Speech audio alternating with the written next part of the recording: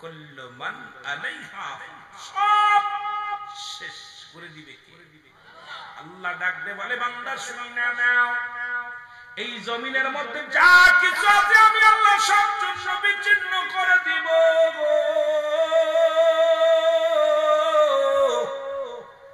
এই জমিনের মধ্যে আমি মাটিগুলো রাখবো না। কুল্লু মান আলাইহা সব শেষ। আল্লাহ কয় বান্দা জমিনটা আমি পুরা তামা বানায় দিব।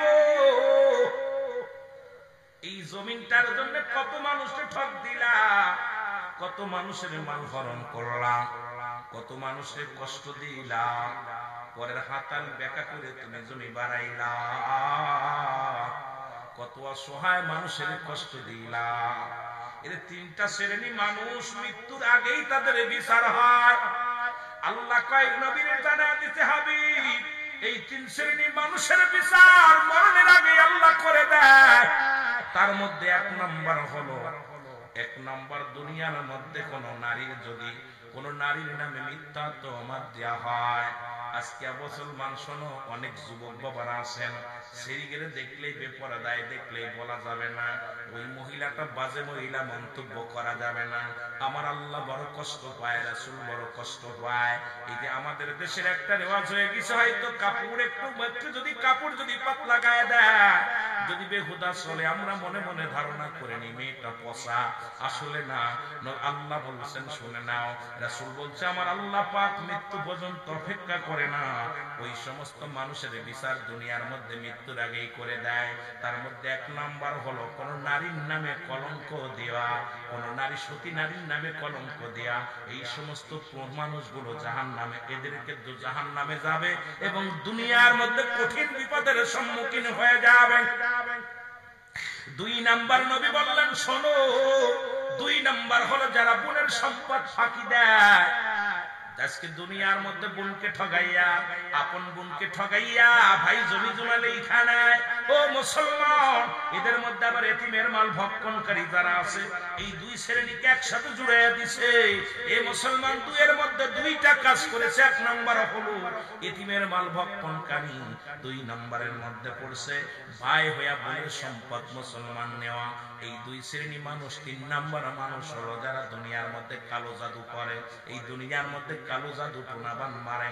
এই সমস্ত তিন শ্রেণীর মানুষদেরকে আল্লাহ পাক মৃত্যুর আগেই তাদের গজব, দুনিয়ার মধ্যে কঠিন কঠিন রোগ, কঠিন কঠিন আযাব, কঠিন বিপদ, কঠিন মুসিবতের মধ্যে আল্লাহ ফেলে দেয়। মৃত্যু পর্যন্ত অপেক্ষা করে না। আমার আল্লাহ জোরে জোরে চিল্লায় বলা যাবে না আল্লাহু আকবার।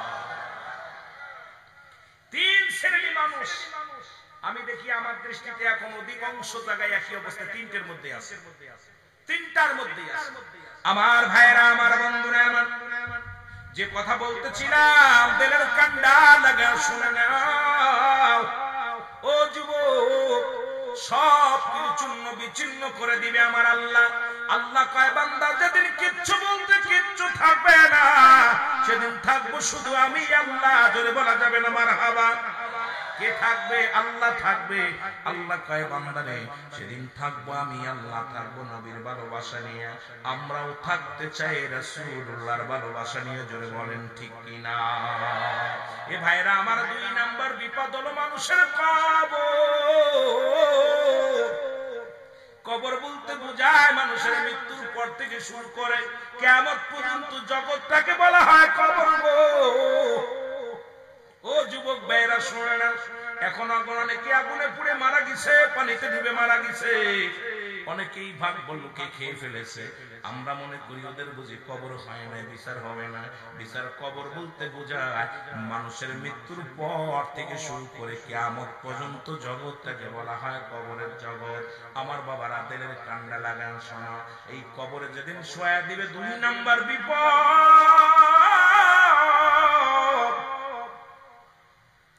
এই কবরে শোয়ানোর পর একজন ফেরেশতা আসবে, নাম তার নোমান ফেরেশতা গো। আমরা জানি মুনকার নেকির ফেরেশতাইব, এর মুনকার নেকির আগে প্রবেশ করব মুসলমান, সেই ফেরেশতার নাম হলো নোমান ফেরেশতা। এই নোমান ফেরেশতা কবরে ঢুইকা আপনাকে জাগাইবে, ডাকতে বলবে নাসিরউদ্দিন পীর সাহেব ওঠো। ডাক দিয়ে উঠাইবে, উঠে বলবে মুসলমান, এ মুসলমান শুনে না, উঠবো। ওইটা বলে বান্দা ওঠো, উঠাও, এ মুসলমান চা দেখবো গো। চা কি দেখবো? চা দেখবে রে, কিছু দেখা যায় না, চারিদিকে অন্ধকার, ডান দিকে অন্ধকার, বামে অন্ধকার, পিছনে অন্ধকার, সামনে অন্ধকার। এই লোকটা বড় ভয়ঙ্কর। এই কবরের মধ্যে শুধু একজন নমান ফেরেশতার সামনে বয়ে আছে, দাঁড়ায় আছে। ডাকতে বলে ফেরেশতা, ডাকতে বলে বান্দা, আজ তুমি যে ঘুম ঘুমাইছো আর এই ঘুম ভাঙবে না, শুনে নাও, শুনে নাও, এর আল্লাহ রাব্বুল আলামিন তোমাকে রূহ দিয়েছে। কাতিবিন দুজন ফেরেশতা তোমার জীবন বৃত্তান্ত লিখে রাখছে। 80 বছর 50 বছরের জিন্দেগিটা যা করেছো সব লেখা আছে রে বান্দা। শুধু তাই নয়, আমি তোমাকে জিন্দা করলাম, তোমার আমল নামা নিয়ে আমি কবরে হাজির হয়ে গেছি। এইবার হাতের মধ্যে দিয়ে দিবেন এই কামলের চিঠিখানা, হাতের মধ্যে দিবে, 2খানা কাগজ থাকবে হাতের মধ্যে, হাতের মধ্যে নিয়ে থাকবে বান্দা 80 বছরের জিন্দেগি কত তো নামাজ আদায় করেছো, কতটা মানুষের ইসলামের দাওয়াত দিছো, কত জায়গা তুমি ভালো কর্ম করেছো, দুনিয়ার মধ্যে তুমি ভালো ভালো যত কর্ম করেছো, নামাজ রোজা হজ যাকাত করেছো। বান্দা ডাক দিয়া বলবে বান্দা, ফেরেশতা ডাকতে বলে বান্দা লিখে দাও। ওই কবরের ভিতরে মুসলমান কোন টিপসই চলবে না, কোন মূর্খগিরি চলবে না। ওই দুনিয়ার তো টিপসই গো, কিন্তু কবরে কোন টিপসই চলবে না। কবরে যার যার আমল নামা তার লিখে দিও লাগবে। জোরে বলেন আল্লাহু আকবার।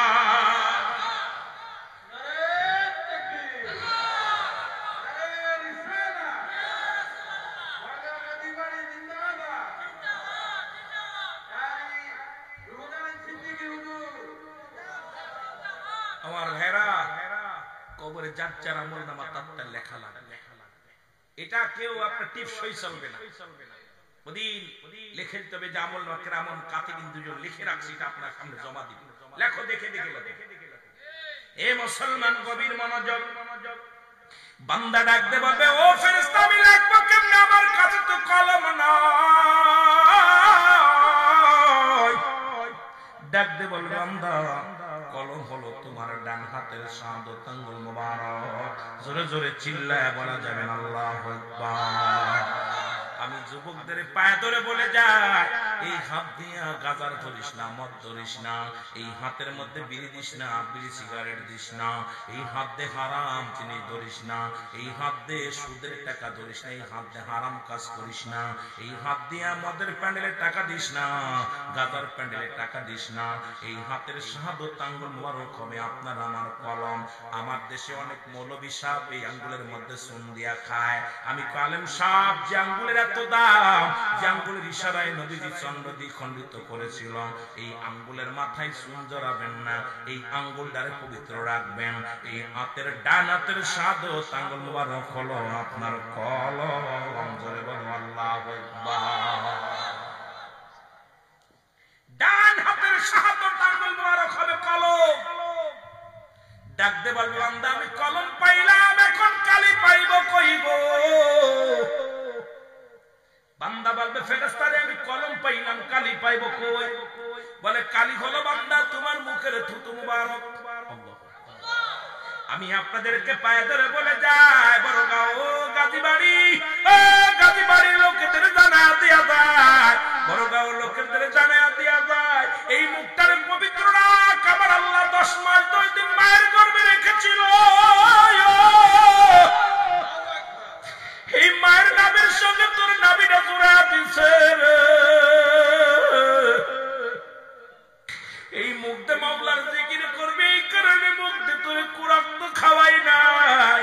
এই মুখটা দিয়ে আল্লাহর জিকির করবে, আল্লাহর ডাকবে, এই জন্য মুখটার মধ্যে তোর কুরআন তো দেয় নাই। এর মুসলমান আরাম ঢুকাই নাই। আর সেই দুনিয়ার মধ্যে সেই মুখের মধ্যে পিড়ির মধ্যে টান মারিস, গাজার মধ্যে টান মারিস, মদের মধ্যে টান মারিস, এই মুখ দিয়ে হারাম হালাল খাস। আমি আপনাদের পায়ে ধরে বলে যাই, এই মুখটারে পবিত্র রাখার দরকার আছে কিনা? 10 মাস 10 দিন মায়ের গর্ভে ছিলেন আল্লাহ পাক। আপনাকে নাভির সঙ্গে, মায়ের নাভির সঙ্গে নাভিটা জুড়ে আছে, যাতে করে আমার বান্দা আমার জিকির করবে, আমার নবী দুরূদ পড়বে, মা বাবারে ডাকবে, জিকির আজগার করবে, কোরআন তেলাওয়াত করবে, এই মুখ দিয়ে সত্যের আহ্বান করবে। এই মুখটার ভিতরে আল্লাহ হারাম ঢুকায়, কুরক্ত দেয় নাই। আর সেই মুখের মধ্যে কেমনে বিড়ি, সিগারেট, গাঁজা, ইয়াবা, ফেন্সিডিল, মদ, আহা, এগুলো যখন মুখের মধ্যে দেয় আল্লাহ বড় কষ্ট পায়। জোরে বলেন ঠিক কিনা? আর সবচেয়ে বেশি খারাপ লাগে আমি বিড়িখোরদের মধ্যে। আমার বাবারা, হিন্দু মারা গেলে 7 গুল্লি দিয়া দেয় আগুন মুখী, আর আমাদের দেশের মুসলমান প্রতিনিয়ত 7টা 8টা 10 বার মুখী আগুন দেয়। জোরে বলেন ঠিক কিনা? তো এক প্যাকেটে 21টা 20টা 25টা বিড়ি থাকে, এরা একদিন শেষ করে, তার মানে 21 বার মুখী আগুন দেয়।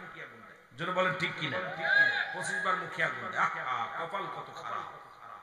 এই জন্য আমি যে এই কিছুদিন আগে একটা গজল গাইছিলাম যে কবরেতে আগুন পাবি, বিড়ি পাবি না, খারে জম্মের খাওয়া যত খাবি খা।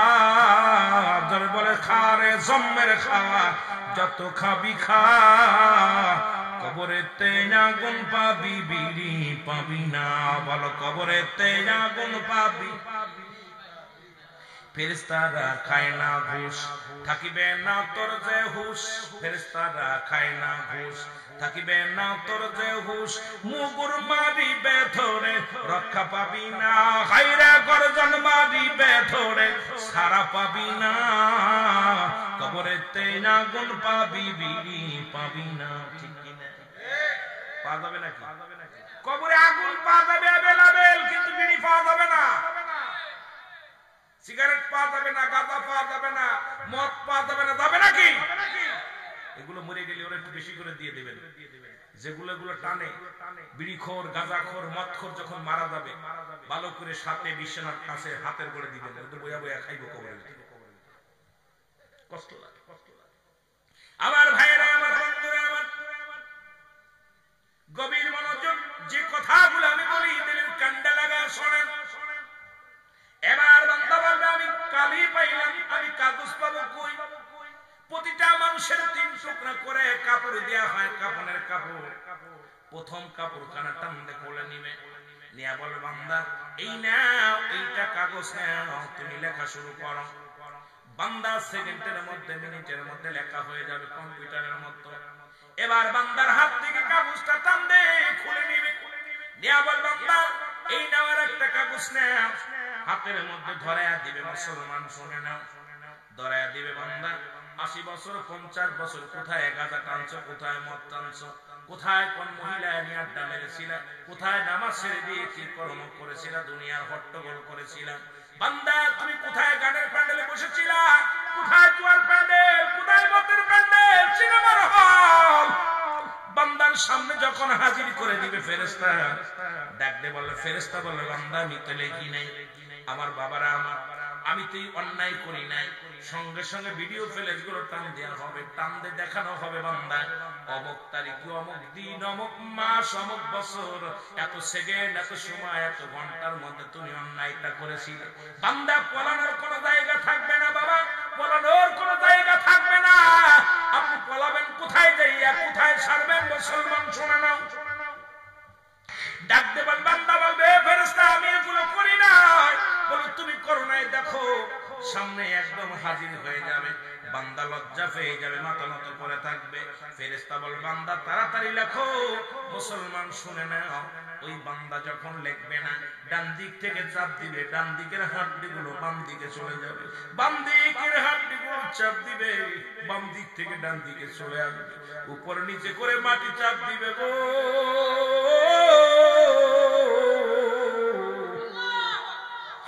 ওই মাটি এত জোরে চাপ দিবে, ওই মাটি এত জোরে চাপ দিবে, ডান দিকের হাড্ডিগুলো বাম দিকে চলে যাবে, বাম দিকের হাড্ডিগুলো ডান দিকে চলে যাবে। বান্দা এত জোরে চিৎকার মারবে, এই দুনিয়ার মানুষ যদি জীবিত থাকে শুনতে পারে রে মুসলমান। একটা মানুষ যখন কবরবাসীর চিৎকার যখন শুনতে পাবে, এই দুনিয়ার মানুষগুলো হাত পেল করে মারা যাবে। জোরে বলো আল্লাহু আকবার। রে আজ না হয় কাল তুমি যাইবা কবরে, যাবার কালে দেখবে চেয়ে গো তোমার সবই রইল পড়ে, যাবার বেলায় দেখবে চেয়ে গো, বলো যাবার বেলা। আর জোরে বলেন, আজ না হয় কাল তুমি, আজ না হয় যাইবা কবরে, যাবার বেলায় দেখবা চেয়ে গো, তোমার সবই রইল পড়ে, যাবার কালে দেখবে চেয়ে। ও ভাই দাদাই গেছে, বাবাই গেছে, কেউ আসলো না ফিরে, দাদাই গেছে, বাবাই গেছে, কেউ আসলো না ফিরে, তোমার তো যাইতে হবে রে ভাই অন্ধকার কবরে, তোমার তো রে। আজ না হয় কাল তুমি, আজ না হয় কাল তুমি যাইবা কবরে, যাবার বেলায় দেখবে চেয়ে গো, তোমার সবই রইল। এ ভাই কত টাকাওয়ালা বাড়ি, ঘর থেকে 3 তলা থেকে নিচেই নামাবে গো, বারান্দায় তোর জায়গা হবে না, উঠানে পড়ে থাকবে লাশ। এই যে আপনাদের উঠানে, এই কুমিল্লার জমিনে ব্রাহ্মণবাড়িয়ায় মুসলমান একজন মারা গেল কিছুদিন আগে, গত সপ্তাহের কাহিনী। উনি ছিলেন মুসলমান সেনাবাহিনীর কর্নেল। এর মারা যাওয়ার পর 2 ছেলে 2 মেয়ে রেখে মারা গেছে। মরে যাওয়ার পর ওনার লাশটা একদিন নয় 2 দিন নয়, লাশ মুসলমান শুনে ব্যালেন্সের মধ্যে আছে, লাশ বহনকারী গাড়ির মধ্যে আছে। ছোট ছেলে কয় নামাবো না, বড় ছেলে কয় নামাবো না। অপরাধ কি? উনি অসুস্থ হওয়ার পর পেনশনের টাকা উঠায় মেয়েদেরকে ভাগ করে দিছে। মেয়েদেরকে দেওয়ার কারণে ছেলেরা কয় আমার জায়গার মধ্যে আব্বার কবর দিব না, বড় ছেলে কয় আমার জায়গা কবর দিব না।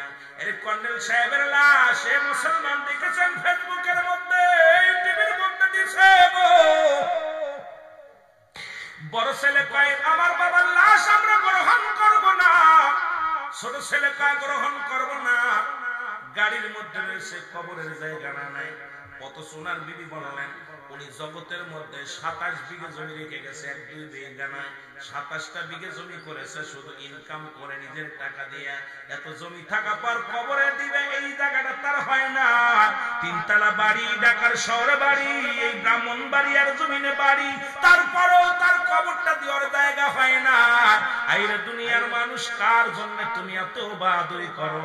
ফিরাউন নমরুদ কারণ যারা খোদাই দাবি করলো তাদের কল্লা নিয়ে গেছে, তোমারও নিয়ে যাবে, কেউ থাকবেন না, থাকার সম্ভাবনা। জোরে বলেন ঠিক কিনা? এর ঘর কল্লা বাড়ি কল্লা সবই যাইবাছে রে, ঘর কল্লা বাড়ি কল্লা ছেড়ে যেদিন আজরাইল ধরা দিবে রে। আবার এই কুমিল্লার মধ্যে একজন ইমাম 27 বছর ইমামতি করছে। আপনাদের কুমিল্লায় বেশি দূরে নাই রে। উনি ইন্তেকালের পরে যখন বিশ্ব রোড হইতেছিল তখন ওনার লাশখানা উত্তোলন করলো। আমরা আশ্চর্য হয়ে গেছি লাশখানা দেখে। ওই লাশের কাপড়ের কাপড় পচে নাই, লাশটা পচে নাই। এবার সাংবাদিকরা ওনাকে জিজ্ঞাসা করা হলো, উনি ওনার ছেলে বললেন আমার এমন একটা, আমার বাবা যান, আমার আব্বা যান, একদিনের ঘটনা উনি বললেন। ও সাংবাদিক ভাইরা শোনো, একদিন আমি ইন্টার ক্লাসে পড়ি, ফার্স্ট ইয়ারে পড়ি, বাড়িতে আসলাম। বাড়ি আসিয়া খাবার নিয়ে যখন বসেছি, আমার আব্বা শিয়ার সামনে থেকে বাতের টান দিয়ে বলল, বাবা ভাত আমি দিব তবে খাবার। খাওয়ার আগে বলে যায় তুমি এখন থেকে খানা খাইয়া তুমি জোহরের নামাজটা আদায় করবা, যদি আদায় না করো বাবা রাতের খানা বন্ধ হয়ে যাবে। সাংবাদিকরা বললেন আমি এমন একজন বাবার সন্তান, ওরে যে বাবা দেখতাম রাত জেগে জেগে তাহাজ্জুদের নামাজ পড়তো গো।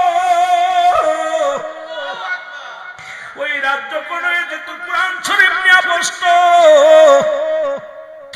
এমন বাবা 27 বছর ইমামতি করেছে, কোনদিন একটা টাকা নাই নাই, ফিরি ফিরি ইমামতি করেছে।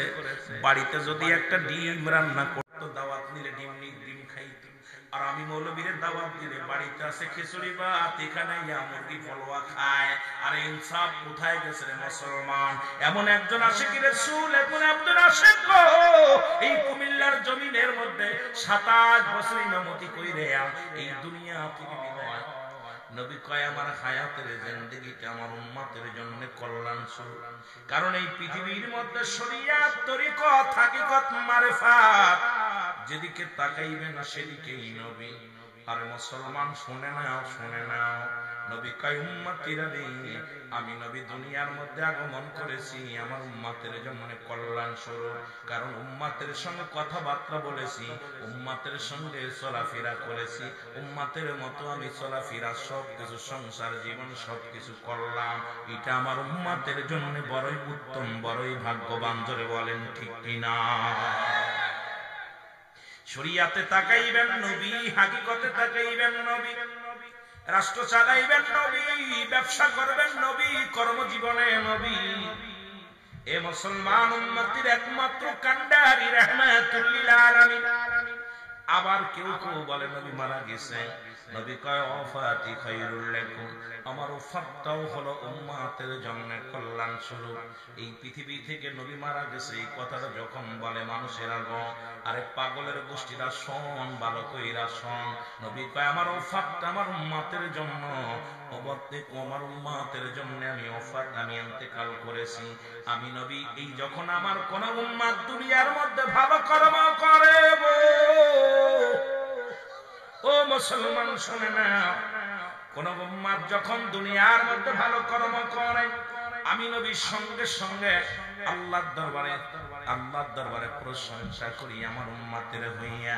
ওই জনাব আলহাজ হযরত মাওলানা নাসিরউদ্দিন পীর সাহেব কেবলা ভালো কর্ম করেছে। আল্লাহ আল্লাহ আমার আল্লাহ, ওকে ওর জন্য প্রশংসা করে আল্লাহ দ্বীনের দাওয়াত দেয়, মানুষের পথ বলা, মানুষের পথের সন্ধান দেয়। পীর সাহেব কেবলার জন্য শুকরিয়া আদায় করে আমার আল্লাহর দরবারে আমার নবী। আবার নবী কয় উম্মতিরা রে, এই দুনিয়ার মধ্যে থেকে যখন কোন বান্দা গুনাহের কাজ করে, সঙ্গে সঙ্গে আমি নবী আল্লাহর দরবারে ইস্তেগফার করি, মাফ চাই। আমি মাঝে মাঝে ওয়াজটা করতে যাই, বলি রে মুসলমান শুনে নাও, অন্যায় করে ছেলে মাফ চায় বাবায়, অন্যায় করে গ্রামের ছেলে মাফ চায় চেয়ারম্যান মেম্বার যাইয়া গো। এ মুসলমান শুনে নাও, আলহাজ হযরত মাওলানা আব্দুল করিম সাহেব, করিম বিন মুহাম্মদ সাহেব গুনাহ করেছে। এ মুসলমান শুনে নাও, আমার আল্লাহ আমার নবী ডাক দেখো, আল্লাহ আব্দুল করিম মুহাম্মদ সাহেব গুনাহ করেছে, আমি তার তরফ থেকে আল্লাহ তওবা করলাম, ইস্তেগফার করলাম, তুমি তারে মাফ করে দাও। এই পৃথিবীর মধ্যে ভুল করে উম্মত মাফ চায় আমার নবী, এই নবীর পক্ষে থাকার দরকার আছে কিনা? আর একটু জোরে জোরে চিল্লায় বলা যাবে না ঠিক কিনা? বুকারামদের কেমন বুঝাইব?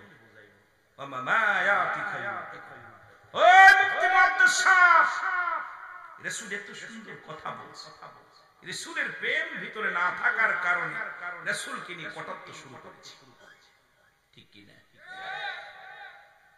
এ আমার ভাইরা, আমার বন্ধুরা, কিন্তু আমার দেশে দুইটাই বেশি মানে, আমি কথা শেষ করবো, দিকে গেলে সময় নষ্ট হয়ে যাবে। একটা ঈদ হলো ঈদুল ফিতর, আর একটা ঈদুল আযহা। ঈদুল ফিতরে গেলে পাওয়া যায় যাকাত ফিতরা, ঈদুল আযহায় পাওয়া যায় চামড়া। আমি বাংলাদেশের যারাই সরকারে আছে তাদেরকে সাধুবাদ জানাই। বাংলাদেশের চামড়ার ব্যবসা ধস, এখন চামড়া ব্যবসায়ীদের খুব অভাব দুনিয়ার মধ্যে। দেখা যায় চামড়ার ব্যবসায়ীরা লাগায় দেয় মসজিদের মধ্যে, মাদ্রাসার মধ্যে বিশাল বিশাল পোস্টার করে দেয়, লিল্লা বোর্ডিং এর মধ্যে আপনার কুরবানির চামড়াটা দিয়ে দিবেন। এখন কয়েক বছর দেখি এখন চামড়া ব্যবসার কোনো এই পোস্টার পাওয়া যায় না, কারণ এখন ছাগলের চামড়া কেনে না, গরুর চামড়া চেনে না। এখন চামড়া ব্যবসায়ীর আর চামড়ার ব্যবসা ভালো লাগে না, জোরে কোন ঠিক কিনা?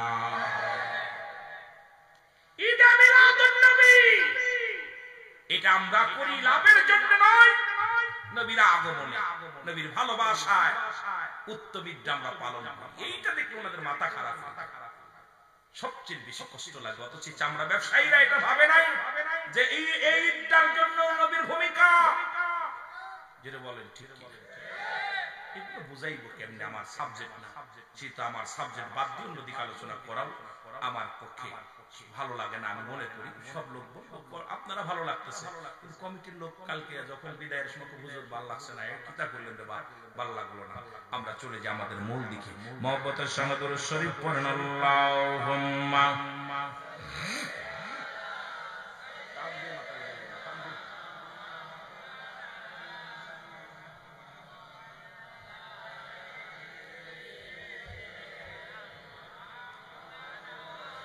ছিল সাদাত নমরুদ ফিরাউন মিশরের অধিপত জনে মানে তারা অন্যান্য নবী পদবিনে বাবা সবই মিশে। জোরে বলেন মারহাবা। সাদ্দাত নমরুদ ফিরাউন তাদের শান শৌকাত মান কম ছিল, কিন্তু রাসূলের কাছে তাদের কোনো কিছুর কোনো মূল্য নাই। জোরে বলেন ঠিক কিনা?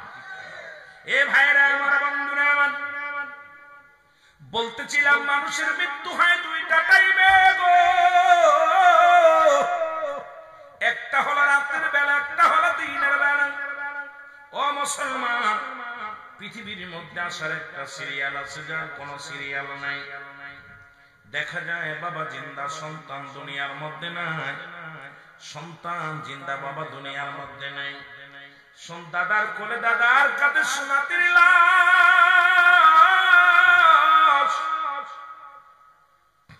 ও যুবক, দিনের কান্না লাগা শোনো গো,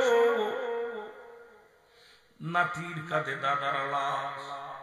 বড় ভাই জিন্দা, ছোট ভাই নাই, বাবা জিন্দা, সন্তান দুনিয়ার মধ্যে নাই। কখন যেন কে চলে যায় কেউ বলতে পারি না রে মুসলমান। কত মানুষের জানাজা পড়লাম গো, কত মানুষের বিদায় করে দিলাম। ও দুনিয়ার মুসলমান, শুনে নাও, শুনে নাও, মৃত্যু হয় দুইটা টাইমে। একটা রাতের বেলা, আল্লাহ কয় রাত শুরু করে দিলাম আমি নামাজ দিয়া। রাতের শুরু হলো মাগরিব, বান্দা 3 রাকাত ফরজ নামাজ তুমি আদায় করলা, তুমি সঙ্গে সঙ্গে হয়ে গেলা তুমি আল্লাহর গোলাম। এবার 2 রাকাত সুন্নাত নামাজ তুমি আদায় করলা, সঙ্গে সঙ্গে তুমি হয়ে গেলা আমার নবীর প্রেমিক। এখন নবীর ইশকে দেওয়ানা হইয়া পাগল হইয়া গেছো, অথচ সুন্নাত পড়ো না, মুখের দাড়িগুলো রাখো না, এই দাড়ির মধ্যে বারবার খুর লাগায়া দাও। এই মুসলমান সপ্তাহে 7 দিনের মধ্যে 5 দিন শেভ করো। এ মুসলমান, তুমি কেমন আসে মহিলা দাবি করো? নবীরে কষ্ট দাও, নবীরে দুঃখ দাও, নবীর আদর্শের মধ্যে নয়, নবীর চরিত্রের মধ্যে তোমার চরিত্র মেলে না। তুমি কেমন ভাবে মুসলমান বলে দাবি করো? তুমি নামাজের দ্বারে যাও না, আল্লাহর সঙ্গে সম্পর্ক তোমার ভালো না, তুমি কেমনে আল্লাহর গোলাম বলে দাবি করো? জোরে বলেন ঠিক কিনা? নামাজও পড়ি না, নবীর সুন্নাত তরিকাও চলি, সুন্নাতের মধ্যেও নাই। যত শেভ করে বুড়া হয়ে গেছে, দাঁত পড়ে গেছে, তার মধ্যে শেভ করে। মরে গেলে ফেরেশতা ওরে দেখবো, কি কেমনে দেখবো, চিনবো কেমনে? কথা নবীর, আমার রাসূলের সুন্নাতটা। আরে মুসলমান, এখন হিন্দুদের মুখেও দাড়ি, কিন্তু মুসলমান দাড়ি। এত কষ্ট লাগে দেখলে পারে, নমস্কার না হিন্দু না মুসলমান, একদম চিনা বড় কষ্ট হয়। জোরে বলেন ঠিক কিনা? রাগ করে, যাদের দাড়ি চাচ্ছে তারা রাগ করতেছে। এই জন্য আমি ওদেরকে বলি, যারা চাচ্ছে তারা হলো চাচা, যারা রাখছে তারা হলো ভাই। ঠিক কিনা? যারা রাখছে তাদের কি বলবো? ভাই বলবো। যারা চাইছে ফেলছে চাচা বলবে, সব করে চাচা বলবে। কি কর আমার ভাইরা, আমার বন্ধুরা, আমার রাত শুরু করছো, মৃত্যুবরণ করো নাই গো। দিনের বেলা তোমার মরণ হতে পারে, দিনের শুরু হলো ফজর, বান্দা ফজরে 2 রাকাত সুন্নাত নামাজ তুমি আদায় করলা, সঙ্গে সঙ্গে তুমি হয়ে গেলে নবীর প্রেমী। এখনো তো ফজরে ঘুম ভাঙে না, তুমি নবীর সঙ্গে কোনো প্রেমী হলো না। ও বান্দা শুনে নাও, এবার 2 রাকাত ফরজ নামাজ তুমি আদায় করলা, সঙ্গে সঙ্গে তুমি হয়ে গেলে আমার আল্লাহর গোলাম। এখন যদি দিনের মধ্যে মৃত্যু হয়, তোমার মৃত্যুটা হবে রাসূলের প্রেমিক আল্লাহর গোলাম। ধরে বলেন ঠিক কিনা? এখন নামাজ কাফের এবং মুসলমানদের মধ্যে পার্থক্য হলো নামাজ। মুসলমান নামাজ ধরে, কাফেররা নামাজ ছেড়ে দেয়। এখন আপনি যদি নামাজ না ধরেন, মুসলমান নামাজ যদি না পড়েন, আদায় না করেন, কোন দলের লোক আমি আপনারে ডাইরেক্ট বলবো না রে বাবা, নিজের বিবেক রে বলেন। একবারে আমি বোঝায় দিয়ে গেলাম, মুসলমান নামাজ পড়ে, কাফেররা নামাজ ছাড়ে। এখন আপনি যদি নামাজ ছেড়ে দেন, আপনি কি মুসলমান থাকবেন? কতক্ষণ থাকবেন? সম্ভব নয়। এখন আমার দেশের বক্তারাও শুরু করেছে, এখন ছোট ছোট বক্তাগুলো কয় আমার নবী নামাজ ছেড়ে দিছে, আগে জিহাদ করেছে। আরে মুসলমান, তোর বুকার মতো কথা বললে চলবে না, কারণ ইসলামের 5টি স্তম্ভের মধ্যে 1 নম্বরে হলো ঈমান। ঈমান আনছিস, নামাজ পড়, ঈমান নামাজ, তারপরে রোজা, তারপরে হজ, তারপরে যাকাত, তারপরে মুসলমান কি কুরবানি। জোরে বল ঠিক। নামাজ, রোজা, হজ, যাকাত, ঠিক কি না? এখন ওই মাওলানা যদি মানুষকে এইরকম ভরা মজলিসে হাজার জনতা নিয়ে বলে নবীজি নামাজ ছেড়ে দিছে, আগে জিহাদ করো, দিন ঠিক করো। দিন কিরে বাবা? আগে কালেমা পড়েছেন, লা ইলাহা ইল্লাল্লাহু মুহাম্মাদুর রাসূলুল্লাহ সাল্লাল্লাহু আলাইহি ওয়াসাল্লাম। আশহাদু আন লা ইলাহা ইল্লাল্লাহু ওয়াহদাহু লা শারীকা লাহু ওয়া আশহাদু আন্না মুহাম্মাদান আবদুহু ওয়া রাসূলুহু। কোথায় জিহাদ? রাসূলুল্লাহ নামাজ ছেড়ে দিয়ে জিহাদ করেছে। এই সমস্ত কথাবার্তা যখন বলে কলিজা ঈমান আনছিল, নামাজ পড়ো, তারপরে রোজা রাখো, তারপরে যাকাত দাও, তারপরে হজ করো। এখন আমরা গরিব মানুষ, আমাদের জন্য 1 নম্বরে হলো ঈমান। 1 নম্বরে আমাদের জন্য ঈমান, 2 নম্বরে নামাজ। 1 ওয়াক্ত নামাজ কাজা দিলি 2,88,00,000 বছর তাদেরকে থাকতে হবে। 1 খুতবা পরিমাণ 80 খুতবা পরিমাণ। যদি কোন ব্যক্তি 1 ওয়াক্ত নামাজ কাজা দেয়, 80 খুতবা জাহান্নাম। তার 1 খুতবা পরিমাণ হলো 2,88,00,000 বছর। এখন চিন্তা করেন, আরো 79 খুতবা আছে, এবার কতদিন জাহান্নামে থাকা লাগবে? আর ওই মৌলবী যদি কয় নামাজ না পড়ে আগে জিহাদ করো, তার মানে বুঝতে আর বাকি না, ওরা ক্ষমতা আলবী, দুনিয়া আলবী আলেম। জোরে বলেন ঠিক কিনা? এদের ওয়াজ শোনার জন্য বসে থাকে, গিবাত করতে চাই না, কথা বলতে চাই। আমি আর খুব কষ্ট পেয়েছি আজ 2টা দিন। এ মৌলবী বলল কি যে না, ঈমান আনার পরে হলো আগে আগে জিহাদ। নবীজি নামাজ কাজা দিয়ে জিহাদ করছে, রাসূলুল্লাহর উপরে তোহমত, মিথ্যা তোহমত রাসূলুল্লাহর উপরে। এরা কি না পারে? আমার নবীর উপরে যারা তোহমত দিতে পারে, আউলিয়া ইকরামের উপরে যারা তোহমত দিতে পারে, সাহাবীদের উপরে যারা তোহমত দিতে পারে, এদের ওয়াজ শোনা সম্পূর্ণ হারাম। জোরে বলেন ঠিক কিনা? কথা বোঝেন আমার? বুঝলে বুঝপাতা, না বুঝলে এক কথা। বুঝলে ভালো, না বুঝলে আমরা ওদিকে যাবো না। যেটা আমি বাস্তববাদী নিয়ে কথা বলি বেশি, কেন আমি বাস্তববাদী বক্তা। নাম যেহেতু সিদ্দিকী, সত্যবাদী কথা বলার জন্য প্রস্তুতি সবসময় থাকে, সাবজেক্ট দিল দিকে যেতে পারি না। আমার ভাইরা, আমার বন্ধুরা, 1 নম্বর হলো মরণ। আল্লামা মুফতি আমজাদ আলী সাহেব একটা কিতাব লেখলো, কিতাবের নাম্বার শরিয়াত। এই কিতাবের মধ্যে লিখতে যে বললেন, দুনিয়ার মানুষ শোনো, মানুষ যখন সাধারণ মৃত্যুবরণ করে, ইমানদারের মৃত্যুটা হয় মুসলমান আটাগুলা খামির বানায়া এই খামিরের মধ্যে যদি একটা চুল পড়ে, এই চুলটা টানতে বাইর করলে যেমন অনাসে বাইর হয়ে যায়, ইমানদারের মৃত্যুটা ঠিক সেমনি হয়। ও যুবক শুনে নাও, শুনে নাও। আর আল্লামা মুফতি আমজাদ আলী সাহেব একটা বইয়ের মধ্যে লিখলেন, বইটার নাম হলো বারে শরিয়া। উনি লিখলেন, মানুষ যখন মারা যায় সাধারণ মৃত্যুবরণ করে, 70টা তাজা উটের গায়ের চামড়া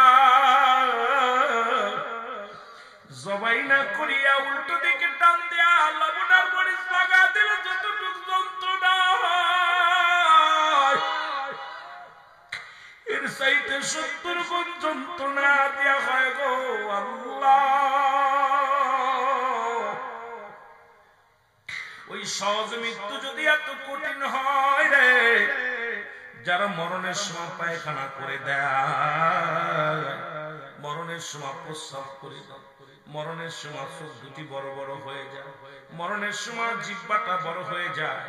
কত মানুষের জিহ্বা বড় হয়ে যায় আর ভিতরে দেওয়া যায়, কত মানুষের চোখ দুটি বড় হয়ে যায়, বন্ধ করা যায়। আরে কত মানুষের গোসল করাইলেন, আপনারা দেখছেন, গোসল করাতে যাইয়া দেখছো ওই মায়ের পায়খানা করে দিছে, প্রস্রাব করে দিছে, মৃত্যু যত নাই রে। আরে মৃত্যু যন্ত্রণা এত কঠিন, এত কঠিন আল্লাহ। এই এত সহজ মৃত্যু যদি এত কঠিন হয়, এই কঠিন মৃত্যুটা কত কঠিন হবে আল্লাহ। তুমি আমাদের মরণটারে সহজ করে দিও আল্লাহ। জোরে জোরে চিল্লায় বলা যাবেন আল্লাহু আকবার।